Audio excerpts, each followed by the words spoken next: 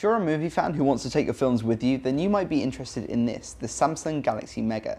Now, in essence, it is just a big phone, but it actually has a lot more to offer than that once you start to use it.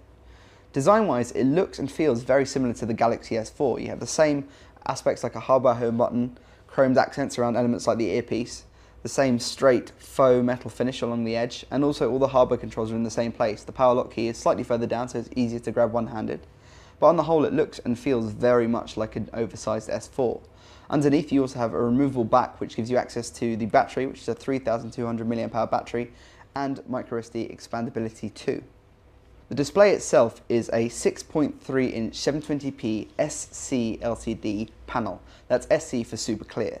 Now, I have to say, compared to some of the AMOLEDs that we've seen on bigger Samsung devices in the past, this is a really great LCD on offer. The colors look fantastic and viewing angles are really, really good. And that's so important because this device is all about watching movies and TV shows and streaming video online. So it is a really great display if you want to watch content and enjoy content. It is really built for purpose.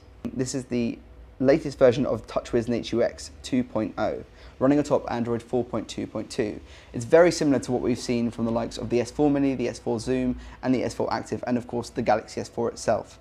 So we have a whole host of devices now all running a very similar user experience. You get some more premium features from the S4, like Air View, and of course we have all of the latest Samsung widgets too. And of course some of the pre-installed apps, so you get things like Flipboard out of the box as well. So there's a lot going on pre-installed in this device. The shortcoming of that is that there's also not a lot of space. Out of the box, you only get either 8 or 16 gigabytes of onboard storage, which is only about 5 gigabytes of user accessible on the 8 gigabyte model.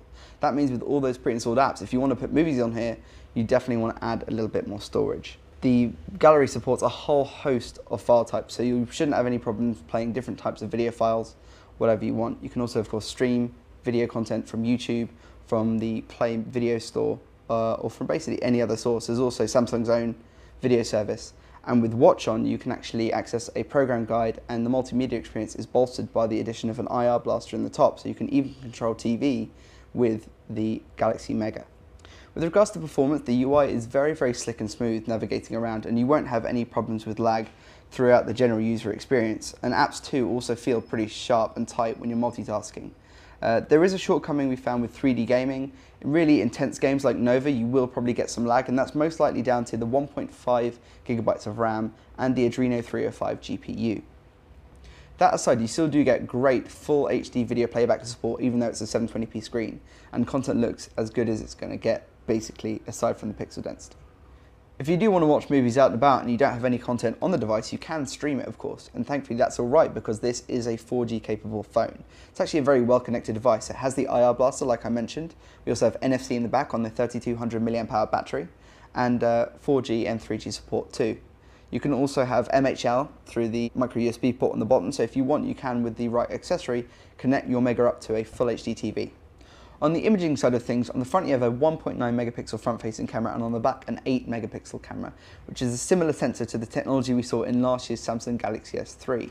On the whole, pictures look great in natural lighting, but in darker scenarios you're definitely going to lose out on some of the fine detail. That being said, it's really great to take pictures on this device thanks to that massive screen. The Samsung Galaxy Mega is a great device, so long as you're sure that you need something that's purpose-built for consuming video. Otherwise, it might be a little bit too niche for the majority of consumers, and with a price point of around £390, it's not a bad package considering. If you are looking for a richer big screen experience from a smartphone, you might want to check out the Samsung Galaxy Note 2, the Galaxy Note 8, or the Sony Xperia Z Ultra, all of which also offer stylus support for an added level of depth to the user experience.